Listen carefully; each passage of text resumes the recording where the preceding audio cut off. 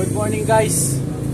At abangan na ngayon sa abangan na dating na medyo parating na rin yung mga ibon yan.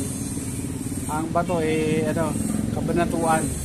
Sa nakaraan first toss natin sa club ay tayo San Leonardo. Second toss natin ngayon sa club ay Kabanatuan. So nagpuling na rin ako para may konting kaba. So kasi yung ibon naman nakita ko na maganda yung first toss yung first toss ko. Maganda naman yung dating niya, nakasabay siya rin sa oras ng mga mabibilis dun sa mga nalo sa pooling.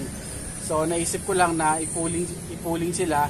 So hindi ko ito yung mahirap sa sa hindi mo pa kabisado dahil nga ang dami nila. O hindi mo alam kung sino yung mauuna sa mga ibon. So pumipili na lang ako ng parang gusto ko na parang yung nararamdaman ko na feel ko na parang okay to.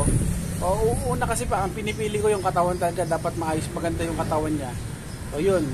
Tapos yun ang isasali ko sa pooling. So yung pakiramdam ko lang na parang medyo mabilis yung ibon. So yun yung sinasali ko. So yan, mag-aabang tayo. Nagsali ako sa off color lang tsaka isang pooling, sa pooling. So sana swertehin. Pero bago yan, bago tayo mag-abang, shoutout muna kay Sir Mac Jim Agbanlog, tsaka si Sir Neil Dave Agbanlog, Toronto Lop. So taga Ordaneta, Pangasinan to mga to. So yung ginagawa nilang sistema ay yung sistema na tinuturo ko sa mga vlogs natin. So sila 1-day 8 din, yun ang ginagawa nila. So nagpa-champion sila, first overall champion of color, tsaka mga pooling, super set winner. So Toronto Lop, congrats sa inyo at sana marami pa kayong may panalo na sa pag-iibon natin. So happy lang tayo, tsaka enjoy lang natin yung hobby natin. So yun,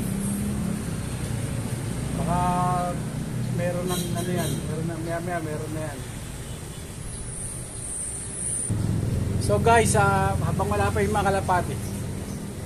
So guys, sa pagpupuling yung mga bago, wag kayong tayahan ng taya sa pooling. So obserbahan niyo muna yung ibon niyo kung yung dating ng ibon niyo kung nakakasabay kayo dun sa mga nananalo o nauuna.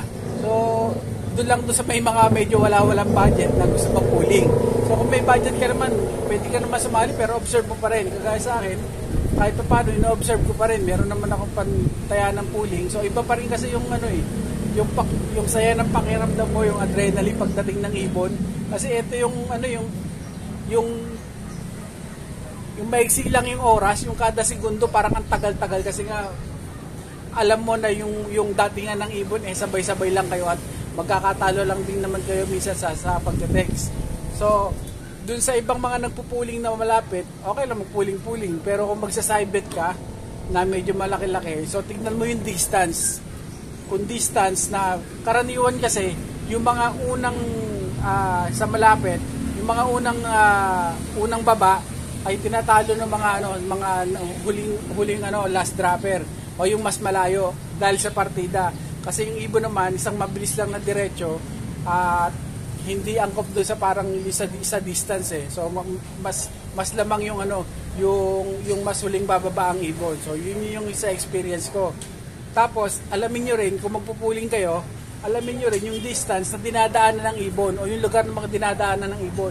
Kagaya sa akin dito sa Bagong Silang, Tala, ang dumadaan yung ibon sa Valenzuela. So pagdating nandun ng ibon, doon dadaan ng ibon, mga martida pa ako doon. So kaya nga ako hindi ako sumasali banda ron sa parting Novaliches, Valenzuela, mga ganon. Dahil nga doon nagdadaanan yung mga ibon, mga martida ka pa. So ako dito lang ako sumasali sa club namin dito. Pero kung may ibon ako na talagang nagbe-breakaway o may sarili siyang daan, so sinasali ko talaga kahit saan. So yun. Ayun yun, observe nyo, huwag kayong taya ng taya. Tignan nyo kung saan dumadaan yung mga ibon talaga. Yung laging nagpe-first drop. So aralin nyo rin yun. So yun guys. So shoutout muna natin yung mga taga Sambales. So Masaya ako kasi sila nakakuha sa akin ng ibon sila. 2021, 2022 yun. Young bird pa. Tapos, nung gumulang, na-breed nila, 2023 yun, nagpanalo na sa kanila. 2024 ngayon, nagpapanalo pa rin sa kanila. So, halos sila yung naglalaban doon sa Zambales. So, congrats sa inyo guys. Halos yung nag-first, second kanina, dun sa Zambales. So, mga ibon ko.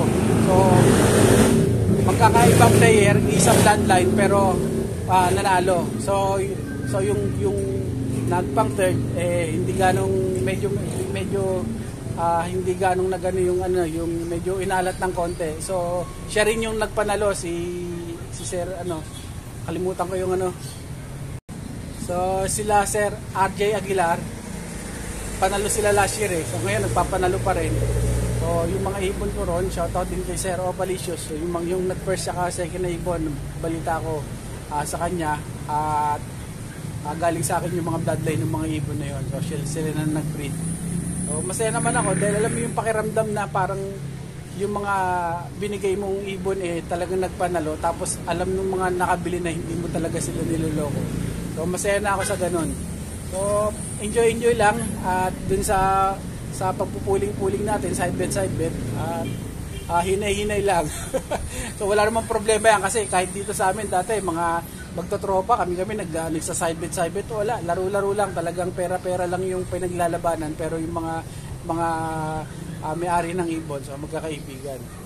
So guys, parating na siguro to mga to, may any moment darating na to. So good luck guys, good luck sa inyo guys. Good luck do sa may mga sa may mga lipad ngayon at saka may mga training ngayon.